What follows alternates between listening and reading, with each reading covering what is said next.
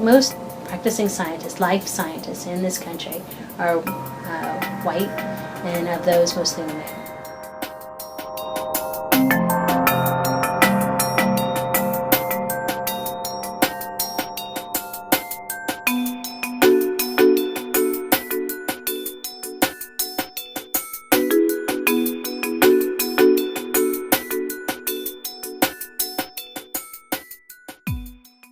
I felt very comfortable on campus, but then I'd go to my classrooms, and sometimes I would be one of 2 or 3 women in the room, and many times the only Black person there.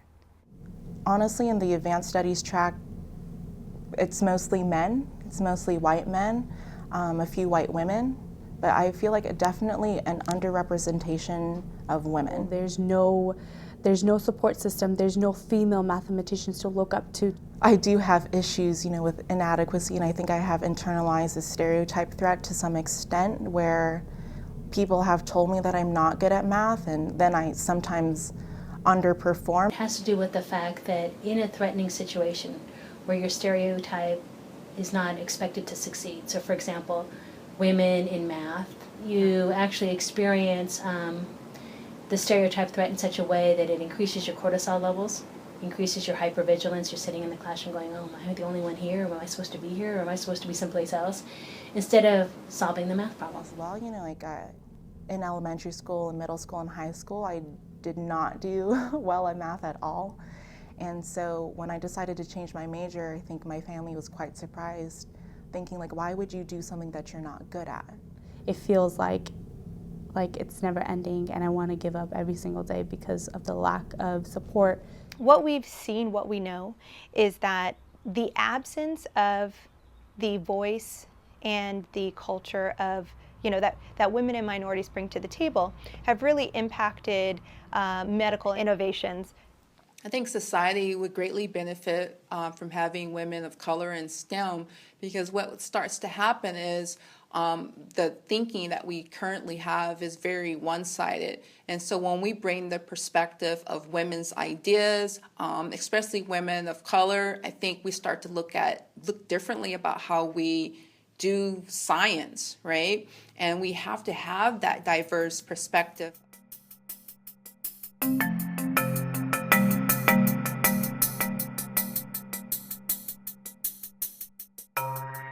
I was born and raised in Bayview. It's a district in San Francisco that has the largest population of lower working class Black people. And it really is like a mecca of institutionalized racism, in my opinion. There's a lot of, a lot of things going on in Bayview. There's gangs, there's violence, there's prostitution. There's lots of different things that go on. But it's mostly due to the incredible neglect, and economic hardships that happen in that community. I started an organization called Next Gen Girls, and that organization really is about inspiring young girls to really see themselves as scientists, to really start to be able to think of themselves in these career roles that would allow them to not only change their life, but somehow change their community. I like that we get to learn about about DNA. My project was the effect of gender development in Drosophila melanogaster. What motivated me to persist was my son.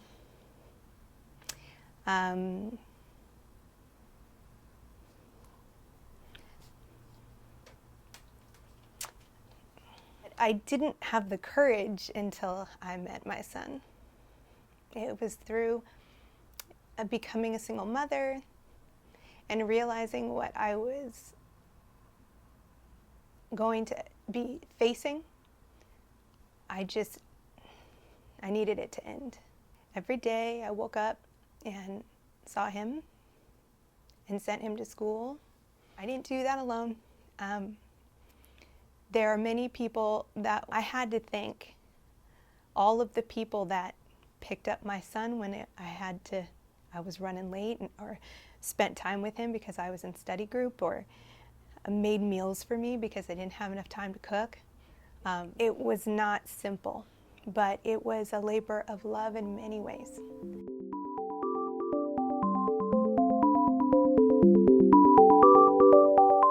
What we have gained by having more women scientists is a better focus on those research questions that really affect women.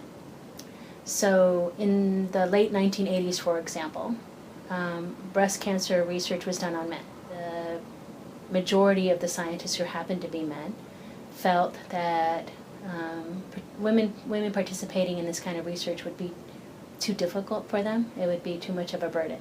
A large part of breast cancers are driven by estrogen, which is the hormone that women produce. We really need diversity in the scientific workforce for many reasons. And I think when you just unpack the scientific method, you have to recognize that the research question comes from the individual who has the PhD, who's done the postdoc, who has a lab. And the experimental design really can be flawed if you don't have a perspective of those minority communities. Especially women of color. There's like a lot of struggle and a lot of knowledge and a lot of wisdom to impart. But you don't get to hear that because there's still, I think, a kind of antiquated notion that women are lesser than men, especially within mathematics, like a very traditionally male-dominated realm.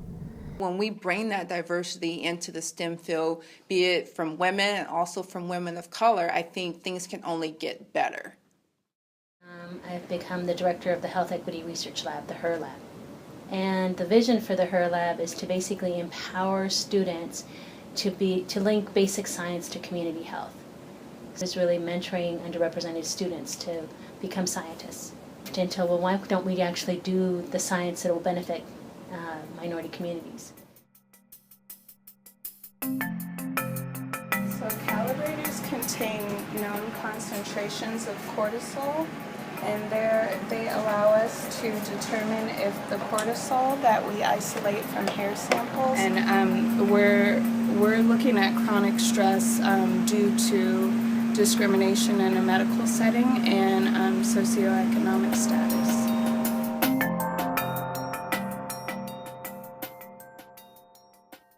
It's important, though, to have mentors that are coaches, that will tell you what you need to do and how to get there, and who are sponsors, who can actually make those connections so that you can get those internships, get those jobs, that kind of thing. So you need a team of mentors. So I wanted to major in it because I wanted to challenge myself, and I wanted to see myself grow, and I think the major that helped me do that was mathematics. I took a Calculus 1 class with a really incredible professor, and he taught calculus in like a really, I think, story-like way where everything flowed and everything connected, and that's really when I started loving math.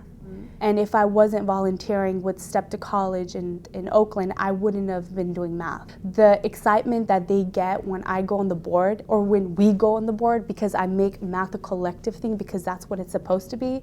Whomever you are, math is in your culture, it's in your blood, and it's just a matter of fact of finding that. But I have to tell them and be strong for them because I had to do it for myself, and I'm constantly doing that for myself. And I just want to give them back the tools that I've never gotten, because I want to empower them into this.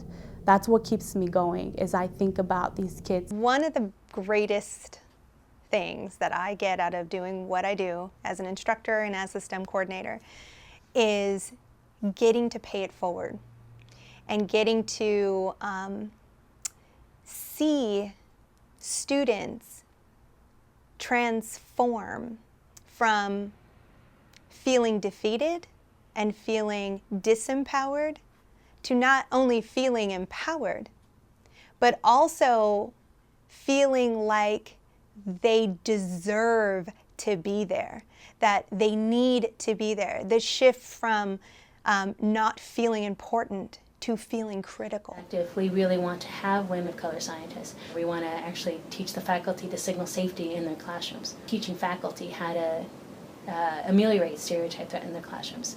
And people need to just recognize the phenomenon happens and then to develop strategies for overcoming them. We also need to work within the sciences to make sure that the curriculum has culturally relevant content, and that we're basically engaging our students in the sciences in a way that is in alignment with what their passions and dreams and interests are. I think we need to kind of pull back that veil and let women and minorities realize, or help them realize, that the science that we're talking about is the science that they already work with and experience and use every day. Science and math is not something that is impossible, I would dare say difficult to learn. I think it just takes time. I think one's understanding of science is directly proportional to the time and energy that they put into understanding it. And I also think that if you want somebody to understand science, you have to create the welcoming environment to where they'd want to come in and learn it. This is what our life is about, like making a statement just with our presence that we are women of color and we're trying to pursue mathematics, and where is everybody else? Like it's been hard getting to this point because of the lack of support, but we're trying.